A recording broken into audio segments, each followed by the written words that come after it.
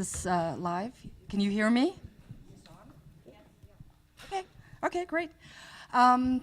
First of all, thank you very much for coming today. It's wonderful to see you. Thank you to Debbie for organizing this along with the participating organizations. Thank you for having us.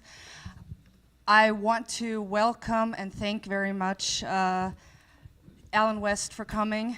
Yes, you are my friend, and I always appreciate you.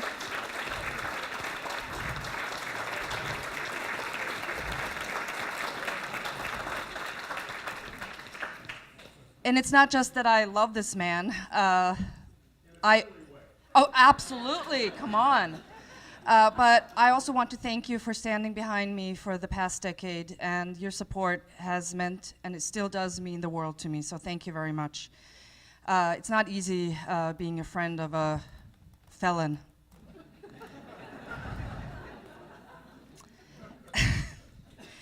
Ladies and gentlemen, Katie Hopkins and I have recently teamed up as Katie and the Wolff.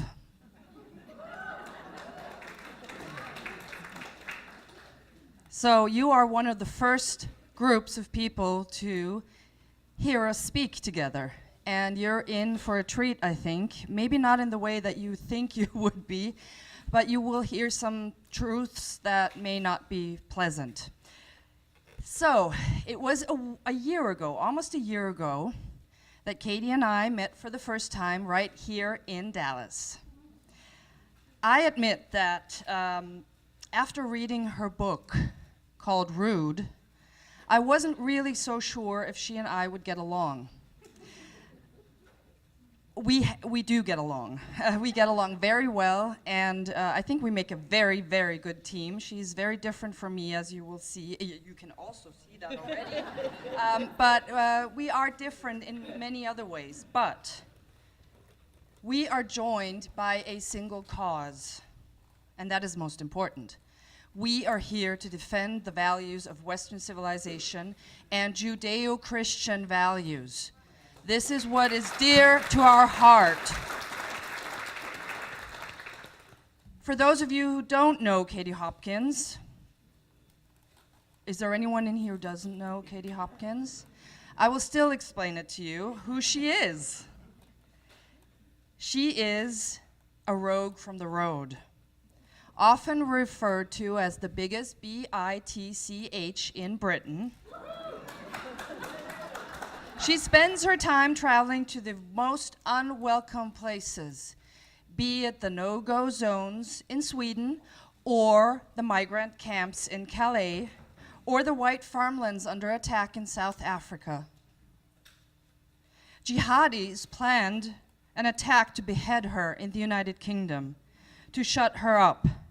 And as you can see, thankfully, they have failed. And I say they have failed. They better fail in the future too. She still has her head where it belongs, and I'm thankful for that. She will tell you more about that later. As for me, I am a mother and a housewife. But behind my house coat and many cuddles, I do have a lot of cuddling to do at home, I am the unexpected face behind the recent European Court of Human Rights decision that took away my right to speak freely, because it ruled that the right of religious groups not to be offended is greater than my right to speak.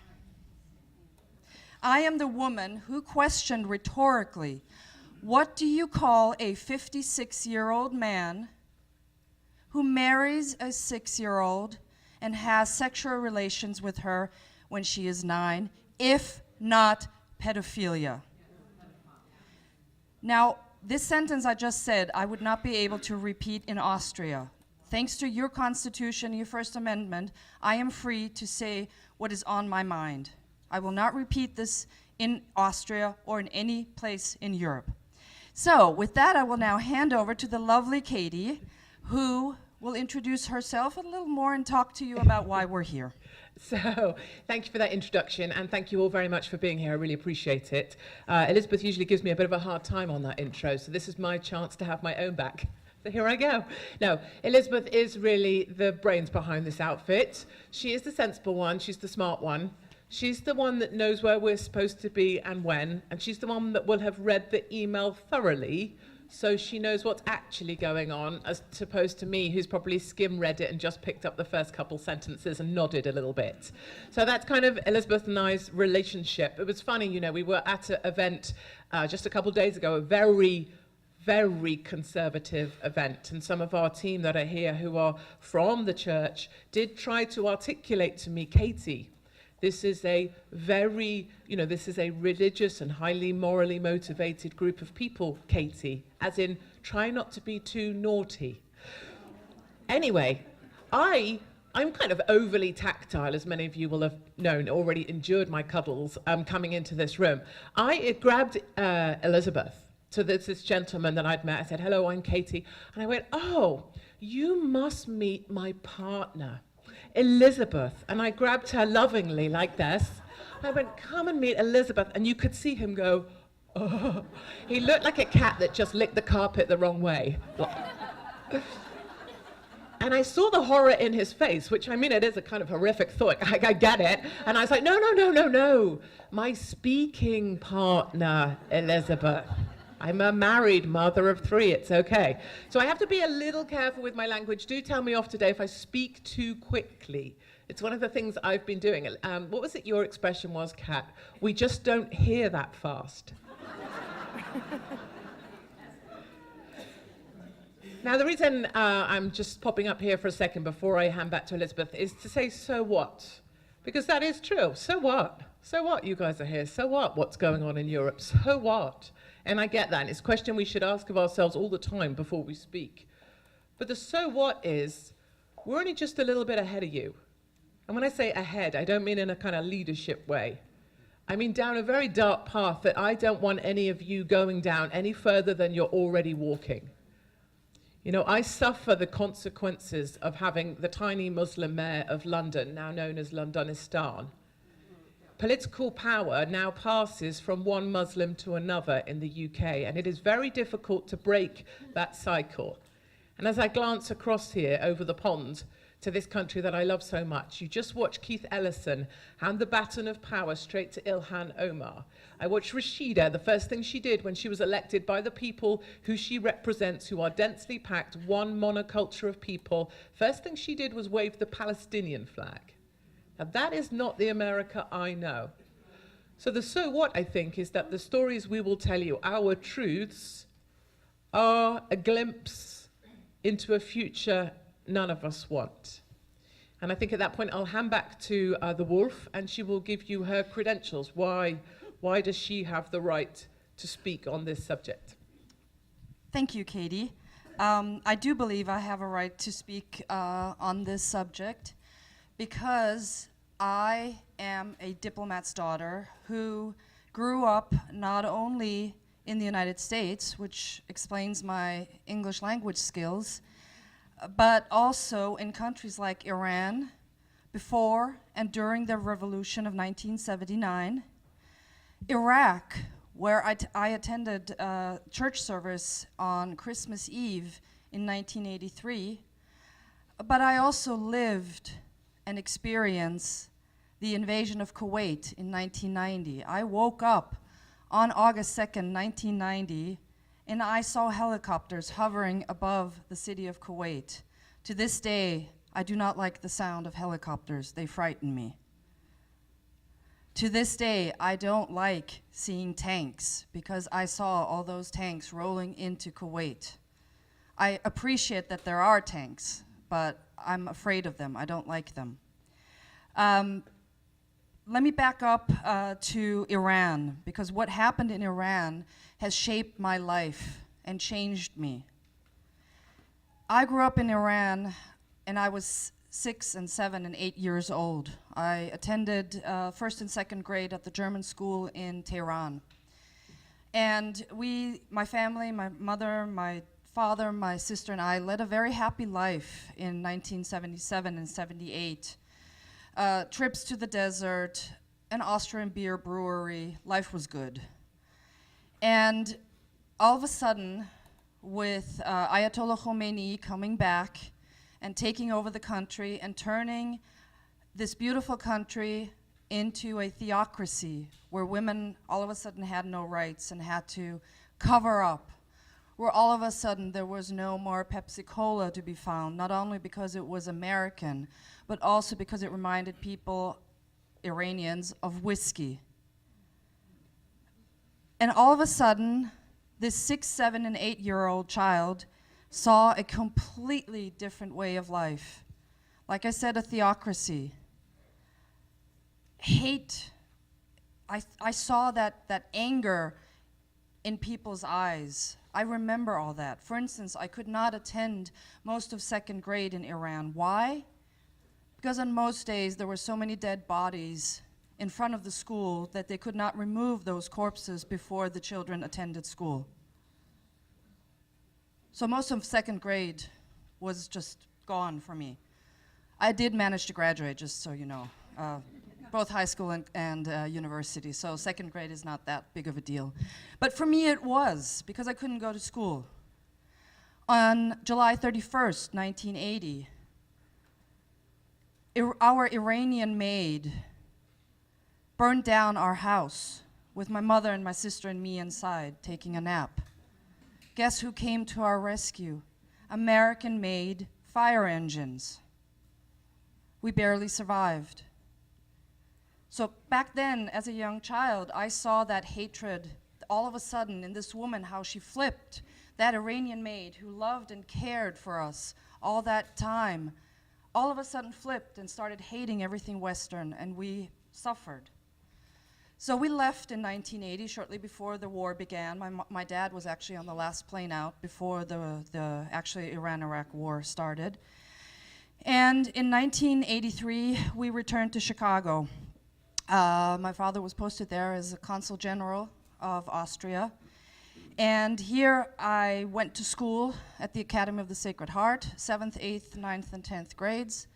And what made a lasting impact on me was one thing.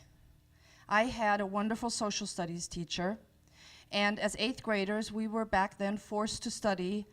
I say forced to study because we couldn't graduate without a test on the United States Constitution. It was the make it or break it test back then. Everybody was shaking with fear because this test was such a challenge. But the first reaction that I had as a 14-year-old in the midst of her puberty was, why do I have to study the United States Constitution when I should be studying my own Constitution first? But of course I didn't get a choice because I was in an American school, which by the way should be the way it is, you know. We shouldn't have migrants studying their own Constitution. They should be studying the one that they are actually, you know, the American. If you're in school in America, you should be studying the American Constitution. No discussion about it. And I get that now. I get it. I understand it. But the point that I'm making here is this social studies teacher taught me the Constitution so well that I can tell you, I believe from the bottom of my heart, from everything inside my body, that the United States Constitution is the greatest document ever written, ever made, ever produced.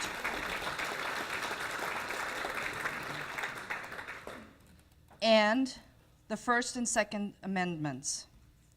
I can tell you that because we have no First Amendment, we have no Second Amendment. As Katie will tell you, guns are being taken away from people. We cannot defend ourselves. Look at what happened in New Zealand. The first thing they did is ban all guns, all weapons. How are you going to defend yourself?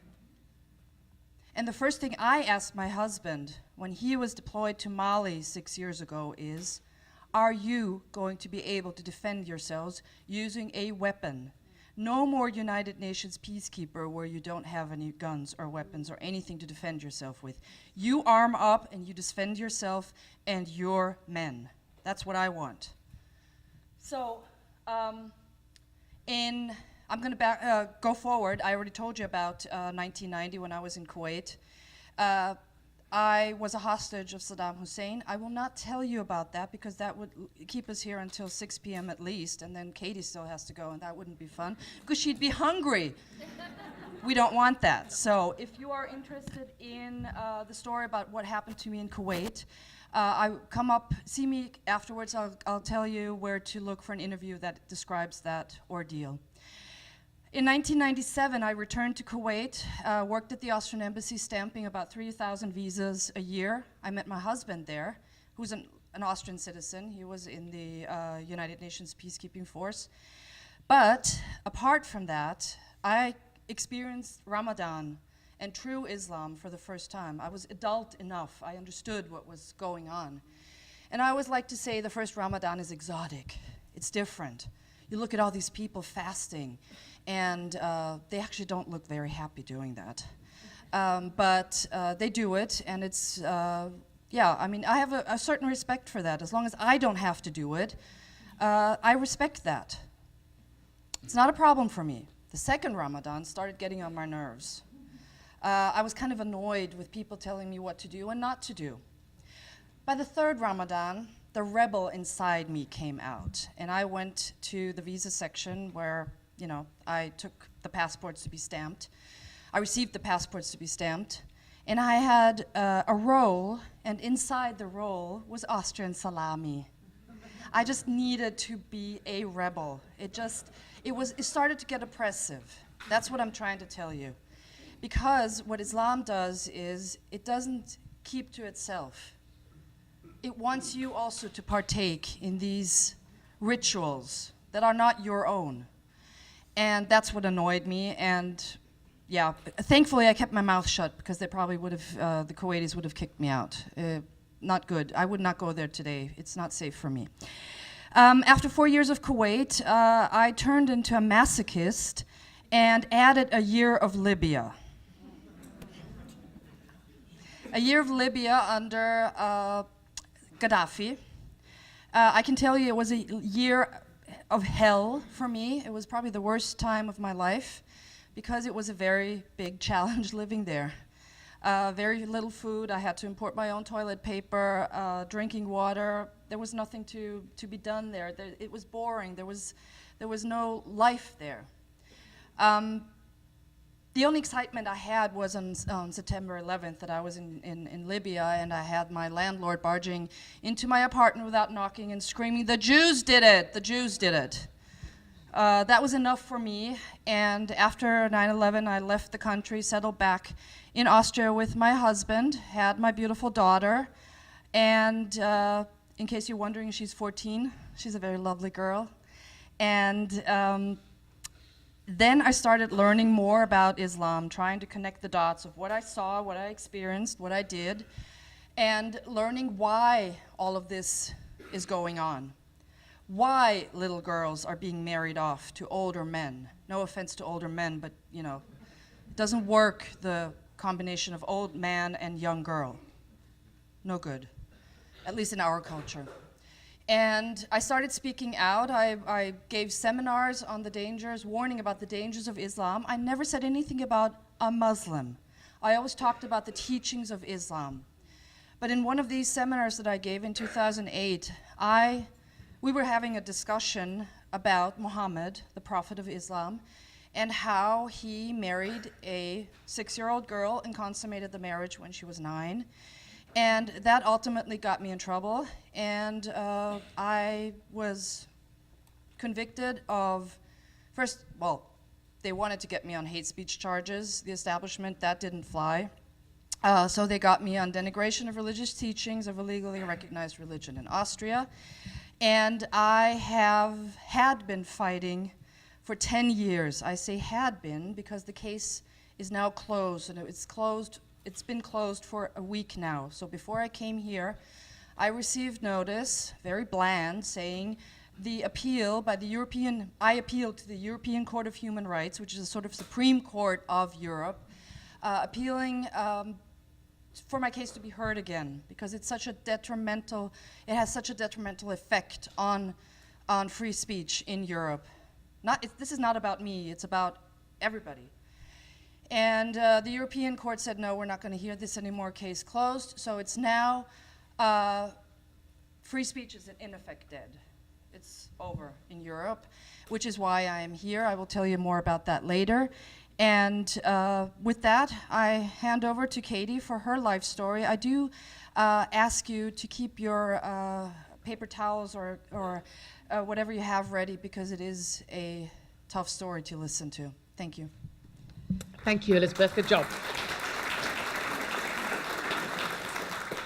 So, I am a white, Christian, conservative, married mother of 3 children. They are 15, 14, and 10. And where I come from, I'm virtually an endangered species. I'm right up there with the white rhino. And I tell you, I started off as a young girl, I think, once upon a time. I was sponsored through university by the Intelligence Corps. I'd always wanted to join the army. I decided I would be the first female general. That's why I think I walk like this. And so the Intelligence Corps sponsored me through university. My father said they must have got muddled up and got the wrong person. My dad. Actually, we were on the phone with him this morning. I was showing Elizabeth where I got my nose from. Father? My daughters still take the mickey out of my nose, and I'm like, do you not see where this is going? Anyway, after university, came out there with an economics degree, went to the Royal Military Academy, Sandhurst. I came out of the Royal Military Academy as one of 8 girls. We started as a platoon of 30 girls, and we came out as a group of 8, I guess, virtually men. I guess Sandhurst is kind of like your West Point, just, you know, a bit better.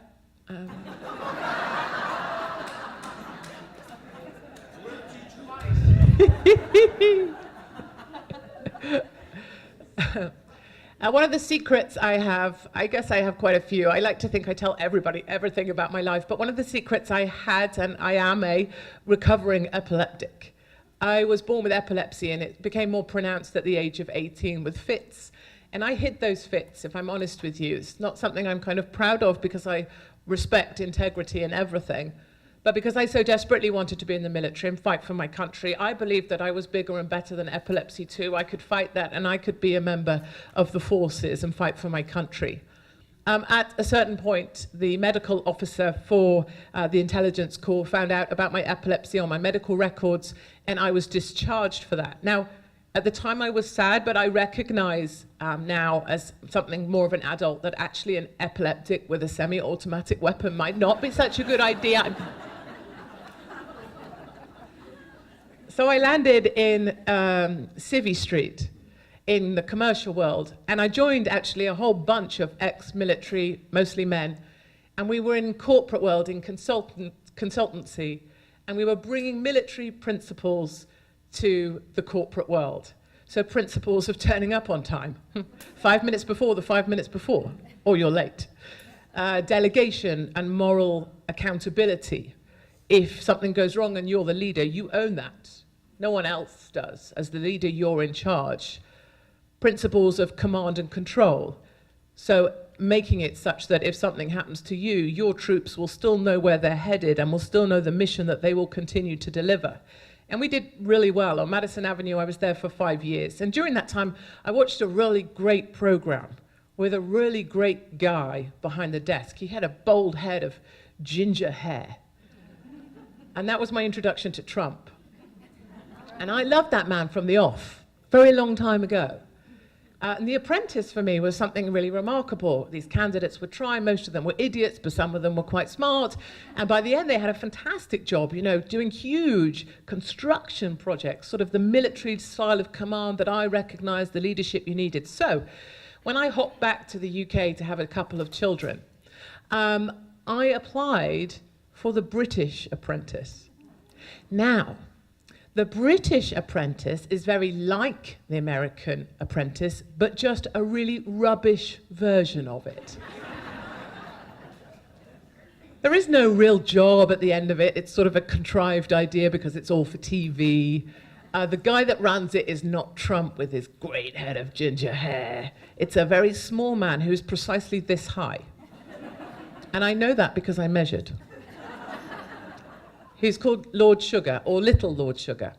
And I tell you all this, and it's trivia and it's trite, and I respect that too. I tell you it because, so I got to the end of that process, mostly because everybody else was idiots, and I was the woman who was prepared to tell people direct to their faces, no, you're no good at this job. No, I don't think you're correct for this task. I'm better. Please go home. Now, that didn't make me massively popular in the UK, and I earned the title biggest bitch in Britain.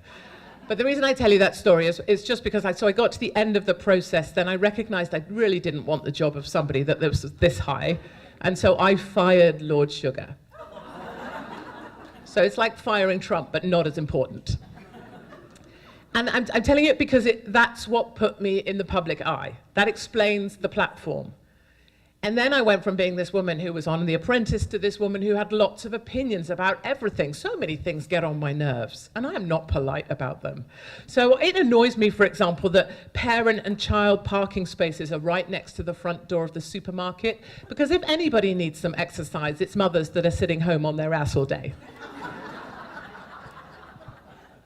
You know, I did, so what am I, 130 pounds? I'm not that big. Because I'm supposed to be a monster, people always assume that I'm massive, you know. And people are always like, but you're so small. Or they've heard me on the radio and they think my voice is big. So somehow I'm not as big as I'm supposed to be. I know that. But at 130 pounds, because it annoys me that people always say, oh, you're so lucky to be skinny. Oh, you're so lucky to be skinny.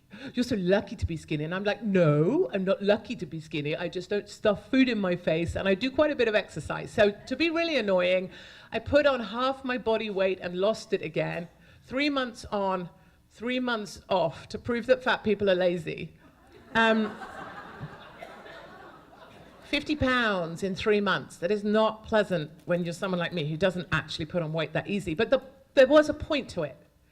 And when I lost the weight, I lost it without a gym, without any special equipment, without a dietitian or some training. It was about a regular man and woman in the street, how you can do this if you want to by just doing 10,000 steps a day. So that was Fat Story, but I'm using that to explain that I really am that annoying. Like, if I want to prove a point, I really will go to those sorts of measures to prove my point. There is no end point to me. I got given flowers for the baby I wasn't going to have, because all my weight went right on here. That was going to be fantastic. I was going to have these enormous boobs for the first time in my life. Sorry if there's any pastors in the building. This is why my religious friends worry about me. So I thought it was going to be brilliant and I was going to be really busty, but in fact all my weight went on here because I'd had babies before. So I was sent flowers for that, and I was given first place in the bathroom queue for the baby I wasn't having.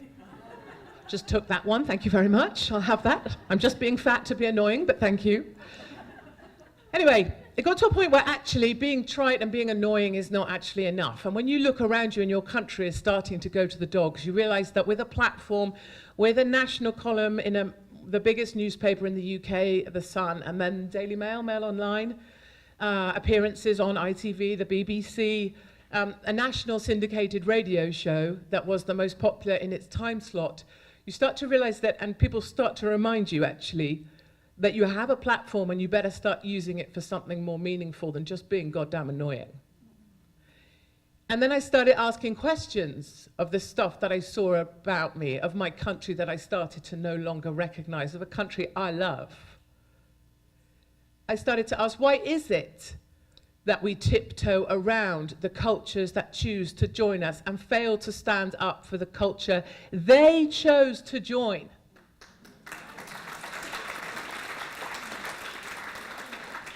Tell me, if Islam is so fantastic, why do Muslims always seek refuge and accommodation in Christian countries? Why not stay in Saudi, and why won't Saudi take them?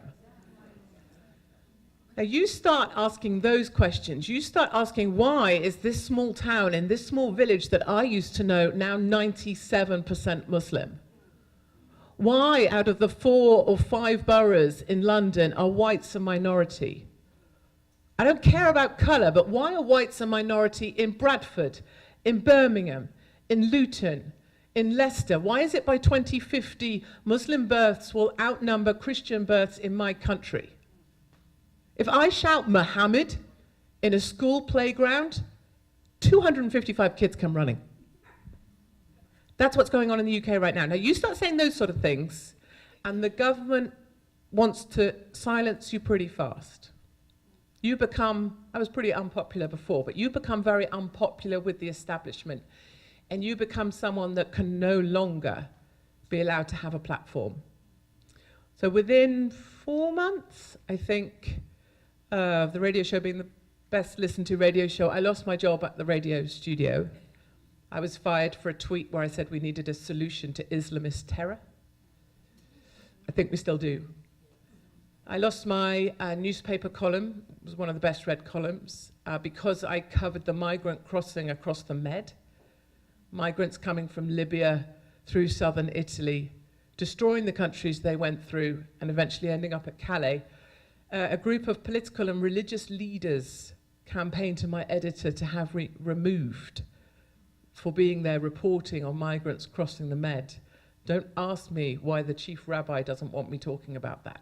I don't know. So I lost my newspaper column, and then they came at me for my personal finances. I have businesses, but this was personal finances. They came at me with legal kind of court cases against me for things I'd said online, things I'd said on social media. They created a new law, because there aren't really laws around social media because it's a new area. They created a new law, especially for me, that serious harm is done to somebody at the moment of publication, and that you do not have to prove serious harm is committed. Now, by creating that law, and that became law because I was found guilty time after time, I couldn't settle out of court because, cunningly enough, the settlement was going to go to a migrant charity. And I refuse, fundamentally, to be financially supporting illegal movement of people into my country where my elderly people can't get cataract operations because there's no room at the NHS. They created a new law that made me guilty of causing serious harm for just writing comments online, and I had to sell my family home to pay the debts that they created against my name. So my radio show, my income, my column, my family home. And I say none of this because I have pity. I have no self-pity whatsoever. I chose to do this. I choose to do it now. I love doing what I do. And I believe if you think something and you have the moral integrity, you owe it to people to talk about it. You know, I was supposed to fight for thank you. Don't be nice to me. I'm not good at people being nice to me. I'm very good at people being nasty. Set me off. I was supposed to fight for my country, and I respect the epilepsy thing, I get it. But now I fight for my country in a different way. And if I don't like it, I can go home, zip it, sit on my sofa, shut up. I love what I do, I love what we're doing. But the reason now I have this drive to move forward is because I know that so many of us are increasingly silenced. I know self-censorship is already happening before you open your mouth. Can I say that? Is it okay to say this? Should I need to say, well, I really like everybody of color, and this is not about race, and it's not about religion, but we have to preface ourselves already before we can open our mouths because we're self-censoring, because we don't want this stuff to happen to us. And that's my country where people cannot speak out. This morning, 6 o'clock in my bed, reading my emails, a lady, terrified, coming to me for help, just as a stranger, because her workplace has launched an investigation against her because she put something on social media against the jihadi brides, the ones trying to return. Her employer has picked up something where she said, no, I don't think they should be allowed to return, and they are now investigating her for a tweet. Not even a Twitter account for her company, her private, personal opinions. We just had a little lady, I love her, she's a little blogger, she just writes her opinions online. Very popular account because she's just a sweet person reporting from her kitchen. She said there are only 2 biological sexes. You are not allowed to hold that position in the UK today. Because of her blog online where she said there's 2 biological sexes, she says what Elizabeth said. I respect that everybody might believe differently. I respect that other people do different things. But she said, I believe there's only 2 sexes. The police came to her door, they arrested her, and they put her in a cell for 7 hours. After the Christchurch massacre at the mosque, the first reaction in the UK, after we have 8 stabbings a night of young black boys under the age of 14, more police at the mosque door, on the other side of the planet. 3 people arrested in Manchester for questioning whether the reaction was proportionate, arrested for thinking. And that is my country right now.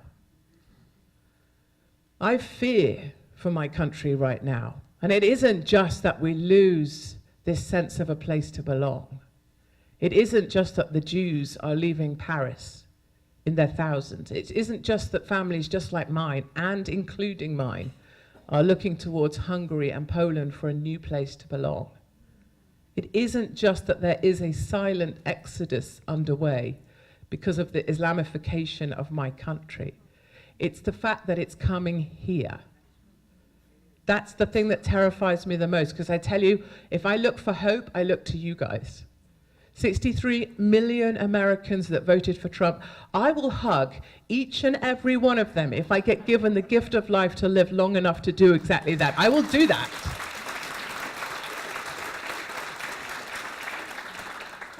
And so it is up to me and Elizabeth. I will pass to Elizabeth in just a second for her kind of final warning. But it's up to me and Elizabeth, up to us, and there are many of us. And if we're clear about what we think and what we know, and we stand together, which is why I love that your groups joined together today. We stand together, we can fight back against this. So there's just a couple of final warnings that we want to give, if we may. So I'll hand to Elizabeth first. Well, thank you, Katie, for this very moving life story of yours. You did leave a couple of things out, which I won't repeat because it's up to her to say them. But it was bad enough what she said. And if I just may add before I give you my final warning, it's not just in London where the stabbings take place. We do have that in Europe, in Austria and in Vienna in particular. It is horrifying to read the newspapers every morning in Vienna, my hometown. And it is horrifying for me to see my daughter off to school every morning because I don't know how she will return, in what state. Is she going to make it from school back home? Is she going to even make it to school and then back home? This is what we go through every day. Every single day. And every single day I thank God that it wasn't my daughter who was raped. But it could be her the next day. Don't think I'm exaggerating. This is what I do every single day. She's now in Austria with my husband. Do I know if I'm going to see her again? I don't. I pray that I do. I assume that I do, but I don't know. So my message to you, my warning to you, what I ask you to do is, unsurprisingly, given that I no longer enjoy the right to freedom of speech in Austria and in all of Europe, I certainly wouldn't go to the UK after what I heard. Definitely not. That decision of the European Court of Human Rights, after that, last week, the news wires went wild. And one commentator, he is unsurprisingly of Iranian origin, said that this was the day that freedom of speech died in Europe. I'm sorry, ladies and gentlemen, I did all I could in Europe. But I will continue my fight here in the United States. I will speak in the United States because you still enjoy your First Amendment right. But I see it increasingly under attack. And that is why Katie and I have teamed up. We will go to the places in the United States and we will report from those places. We will look, talk to people on the ground and report back to groups like you. That is my mission because it's my right to speak. And I will continue doing that. Let me finish up with Katie and her warning, and then we will finish up. Thank you very much. So the thing I missed out is, I guess not only did they take my house and my job and my radio job, there was a plot to behead me in the UK. Two jihadis wanted my head. They, one of them, the lady, the female, wanted it as her wedding present. I mean, most people just sign up for a list at Macy's, but I guess they kind of do it differently where they come from. The female, she was called, I think. I didn't quite catch it. And she was going to marry a guy, a really good-looking guy, looked a lot like his dad and his brother and his sister. Funny that. Probably married one of them. He was called Akafarapahavatach. And they wanted my head. They went out and bought a mannequin, a shop dummy, a plastic dummy, and a hunting knife, and they practiced stabbing and chopping the head off. Then the following evening, in the middle of the night in my little home in the West Country, a group of men arrived, dressed all in black. They're from the secret services in the UK, and they installed panic alarms in my house. They came in, they told me there was no question they were coming into my home where my children and my husband were. And on the 3rd floor, they put a black box. This is how these panic alarms work. And I was told that were my home to be entered, they would run. I had to run to the top of my house and shake the panic box, past the bedrooms of my children. And then a newspaper that works for the left, the Daily Mirror, Piers Morgan's involved with it, printed the floor plan of my home online on the internet and my children's bedrooms. And then the government also sponsored, this starts to get slightly bizarre, the government sponsored a play, they paid for the play, and the play was called The Assassination of Katie Hopkins. There were billboards for that. Now, I don't mind any of that stuff, and I omit it sometimes because I feel like it's sort of a distraction. It feels a little bit all about me. But I think the joy and my final warning, as I get warned from the back of the room as well, that I need to shut up. Sit down, woman. Don't even think about it. I'm finishing what I started. With respect. I'm also sleeping at our house tonight, so this could be awkward. My 3 things, really quickly. Number 1, your family, your traditional family unit. That's what we have the power to look after. We can make sure our children stay children for as long as we can. Mine will never have sex education lessons at school. Not as long as I am here. No. Number 2, you love your country, you're patriotic about your country, and thank the Lord you have your flag.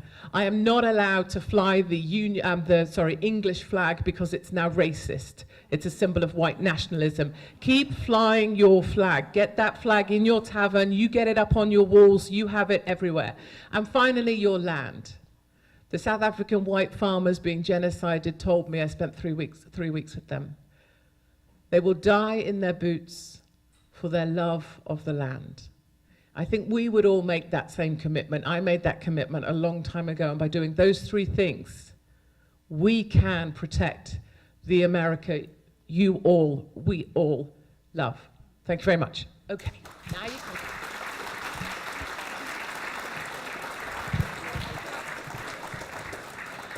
So we have time for just a few questions if you'd like. We can take Q&A. The only thing I'd say about that, I heard a fun way to say it, which is make a question short enough you can say it in one breath, but no stories, no long speeches. Just if you have questions, they would love to answer your questions. Are we passing this mic? I think we're passing the mic around. Let me do that. I have a question for Katie, please. Katie, how effective is it for Americans to blog and comment on sites like Breitbart London and the Daily Mail, even possibly Going Postal, which is UK site? Is that helpful?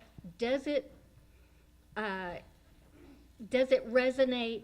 Is that a good thing for our cousins in the UK? Yes, Americans speaking out, Americans posting, American conversations, and that's why really we needed Fox News and others to stand firm and not start to become some kind of liberal mouthpiece, because we need a platform. We had Fox closed down in the UK. So the more you guys talk and speak your minds, blog, add your comments, it lets us feel like, it makes people feel less alone.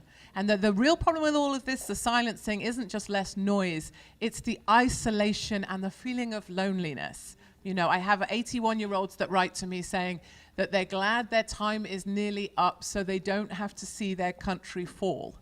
And you know, this is the heartbreaking stuff, and that's why you speaking helps all of them. Thank you. I'll cover Brexit after, so if you want to come find me, because it's off topic. Thank you. How much of this governmental support in some of these countries for migration and not being limited is related to concern about the birth rates of the regular, the older Europeans, and they want cheap labor, number one, and then number two, ancillary to that is, do they really think these people can get trained and be paid in your countries? They're hoping to have them trained. I think they're being unrealistic. I mean, there's plenty of evidence that it's impossible to train these people.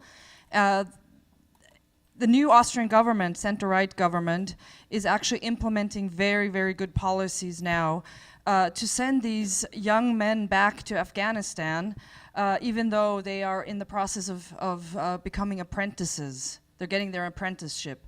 Of course, you have the liberal left in Austria screaming murder because of that. Oh, the young men, we need them, and even if we don't need them, we'll still keep them.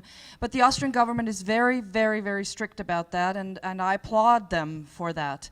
I think we're being naive if we believe we can train these people to become Germans who are very diligent. We all know the German trait of diligence and hardworking, and it just doesn't work. Just like Katie and I probably would not feel at home in Afghanistan in the long term. I mean, the burqa doesn't really look good on us, and it hides your nose, but still. Anyway, so I don't think they know it's not going to work. They still want to do it anyway. It's a liberal trait, I suppose. Can you tell us where Sharia law is practiced in the UK? Can you describe? The list is long, but I'll still hand over to Katie. The extent of This that. is long, yeah. So I'm just thinking of two examples. One, Savile Town. I've just come back from there. I've made a documentary called Homeland. Savile Town in the UK. Think Yorkshire. Think Yorkshire tea, rolling hills, old mills where whole communities used to work. Savile Town is 97% Muslim. 97% Muslim. Now, I am all for diversity, actually. I consider myself to be an extreme liberal. But where is the diversity when you are 97% Muslim and next to the mosque that I visited is the satanic, oh, that was weird. That was a slip, right? That's so weird. How did that happen? Is the Sharia court. So that is next door. That's so strange. Next door to the mosque. Now, we just had a case in Edinburgh where a girl, 20 years old, was found on wasteland screaming, help me, save me, Muslim girl. She was alight. She was set on fire. Doused in fuel, set on fire. The police have just issued the report on that, and they said there are no suspicious circumstances. The mosque, who has acknowledged it's a sister that was involved, says that good Muslims don't question what happened to a sister and that the family have dealt with an issue. And that is the Sharia courts in operation, and our police compliant with the Sharia courts in areas of Birmingham quickly. The imam selects the police officers allowed to patrol the area, and the Muslim Police Association are the police in the area. Then you have courts that are Sharia courts. So we're a long way down that road. Is that okay? If I just quickly may add one sentence, we have mosques in Austria where the imams bring the ballots and decide, and he tells people how to vote.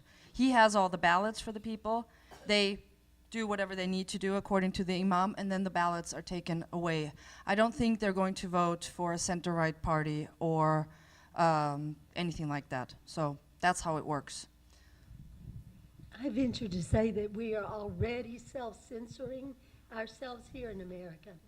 I bought a Make America Great hat again in Washington, D.C. I would not dare wear it for what I have seen happening in our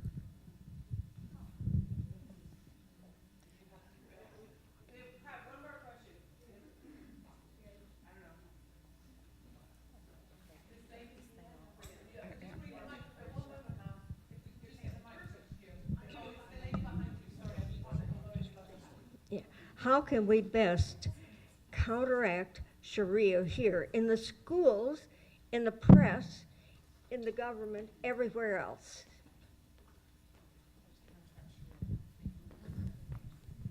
Okay, so how to counter Sharia in brief. The thing we can do as parents, and it's something I do a lot, is share the stuff that makes us safer. So we have a lot of mosque visits organized by our school. I don't mind a mosque visit. I'm happy with one. I don't need 3 in a term. My children do not attend mosque visits anymore. I will not have them indoctrinated. Same with the sex ed classes that says you must accept LGBTQ narratives as they are. You know, we need to give children a chance to make their own minds up. So in terms of the Sharia, we already it already is being indoctrinated into our system. The legal system in the UK has already accepted it. Our police authorities have already accepted it. So for you, it's putting support behind your lawmakers that will stand up for you. And I fear there are far too many Republicans right now who are in danger of being far too close to actually being covert Democrats. Okay, Frank? They are working. They are not working for your president. They are not working to support your president or your votes. They are working to attract the Muslim votes that they want to keep themselves in political power, and it is your job to get them out of office. Call them out. Get them out. Thank you for the question. Okay, folks, let's just give a great round of applause for both Elizabeth Savage Wolff and Katie Hopkins. But we're not done yet. We're just saying thank you.